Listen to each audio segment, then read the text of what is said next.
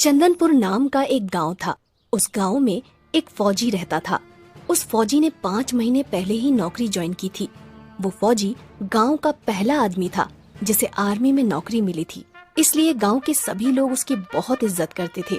एक बार वो फौजी गर्मियों की छुट्टी लेकर अपने गांव आता है।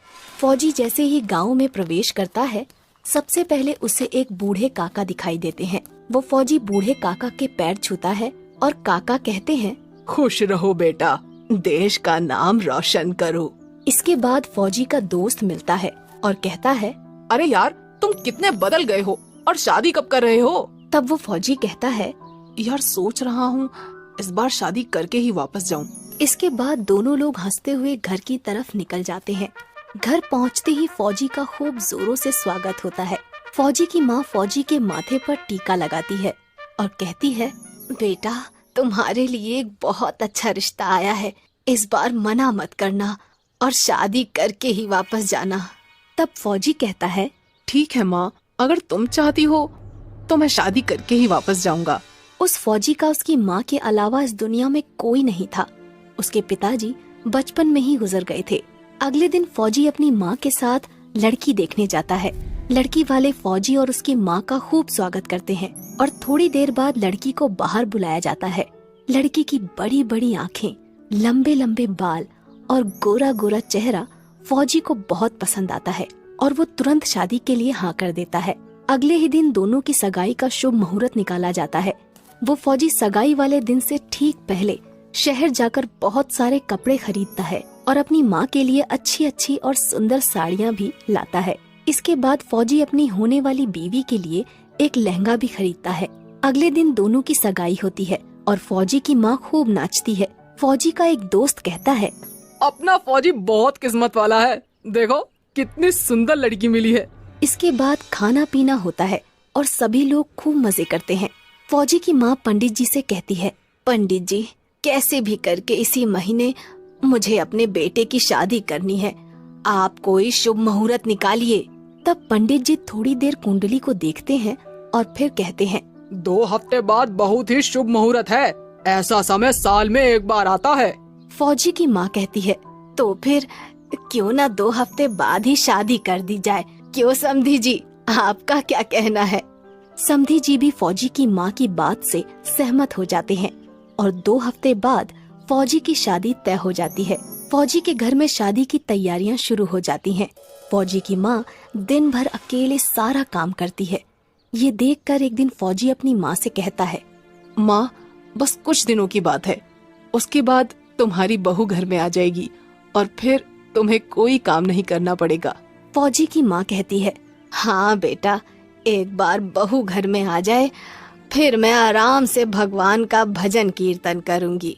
देखते ही देखते शादी का दिन आ जाता है और फौजी अपनी माँ और कुछ दोस्तों के साथ बारात लेकर लड़की वालों के घर पहुँच जाता है।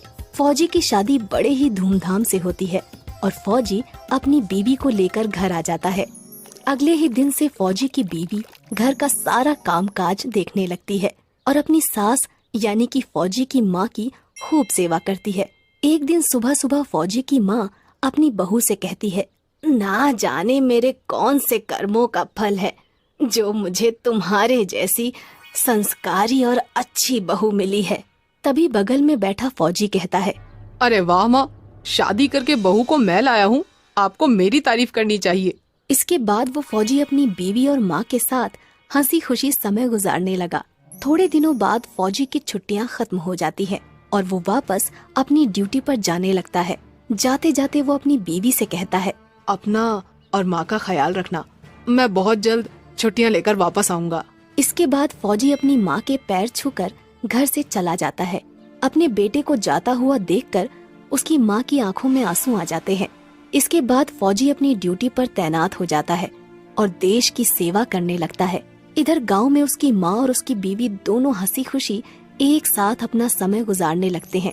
कुछ महीनों बाद फौजी की बीवी को पता चलता है कि वो गर्भवती है। एक दिन वो अपनी सास से कहती है, माँ जी वो तब उसकी सास कहती है, अरे क्या वो कुछ बोल भी, क्या हुआ? तब फौजी की बीवी कहती है, माँ जी वो आप दादी बनने वाली हैं। इतना सुनकर फौजी की माँ बहुत खुश हो जाती है और कहती है, ऊपर वाले तेरा लाख लाख शुक्र है, तूने मेरे घर में एक नया मेहमान भेज दिया। इसके बाद फौजी की माँ शहर जाकर अपने बेटे को कॉल करती है। बेटा, तुम बाप बनने वाले हो। ये खबर सुनकर फौजी बहुत खुश होता है और अपनी माँ से कहता है, माँ, आप अपनी बहू का ख्याल रखना और मैं बहुत जल्दी छुट्टियाँ लेकर गांव आ जाऊंगा। तुम सुन रही हो ना माँ? इतने में कॉल कट हो जाता है। फौजी की माँ शहर से बहुत सारे काजू किशमिश अपनी गर्भवती बहू के लिए खरीद कर लाती है और वापस अपने घर पर पहुंचकर अपनी बहू से कहती है, बहू, अरे ओ बहू रानी, सुनती हो?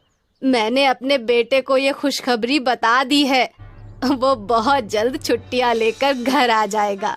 उधर फौजी हेड ऑफिस जाकर अपने सीनियर से कहता है, सर, मुझे गांव जाना है, मेरी बीवी गर्भवती है, मुझे छुट्टियां चाहिए।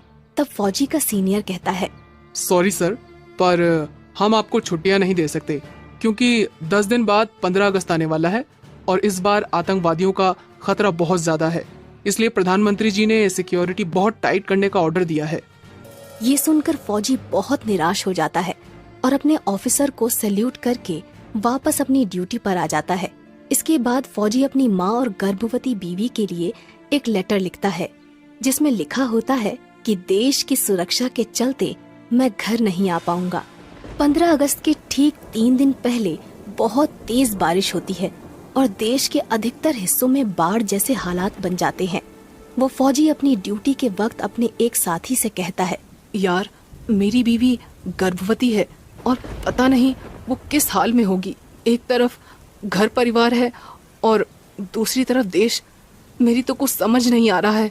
तब फौजी का साथी कहता है, हाँ यार, लेकिन हमारे लिए देश सबसे ऊपर है और देश के लिए चाहे कितनी भी कुर्बानियां देनी पड़े, हम लोग कभी पीछे नहीं हटेंगे। 15 अगस्त से ठीक एक दिन पहले फौजी की माँ का कॉल आता है और वो बताती है, बेटा, गांव के आसपास सभी जगह बाढ़ आई हुई है और बहू रानी 1-2 दिन में बच्चे को जन्म देने वाली है। यहाँ के हालात बहुत ही खराब हैं। इतना सुनकर फौजी की आंखों से आंसू आ जाते हैं, लेकिन वो अपनी माँ से कहता है, माँ, तुम अपनी बहू का ख्याल रखना, मैं अपनी ड्यूटी छोड़कर नहीं आ सकता, मेरे लिए देश सबसे बढ़कर है। ये बात देश के प्रधानमंत्री को पता चलती है और वो उस फौजी की देशभक्ति से बहुत खुश होते हैं। प्रधानमंत्री जी स्वयं उस फौजी से आकर मिलते हैं और फौजी से कहते हैं, जब तक तुम्हारे जैसे देशभक्त यहाँ मौजूद हैं, हमें कुछ नहीं हो सकता, लेकिन इस वक्त तुम्हें अपने घर जाना चाहिए और वहाँ पर बाढ़ जैसे हालात हैं, इसलिए तुम इस हेलीकॉप्टर पर चले जाओ। प्रधानमंत्री जी फौजी के लिए एक हेलीकॉप्टर का इंतजाम करते हैं और वो फौजी हेलीकॉप्टर से अपने गांव पहुंच जाता है और अपनी बीवी को लेकर तुरंत हॉस्पिटल लेकर जाता है। उसकी बीवी एक बच्चे को जन्म देती है और वो फौजी अपने देश और प्रधानमंत्री जी को धन्यवाद करता है।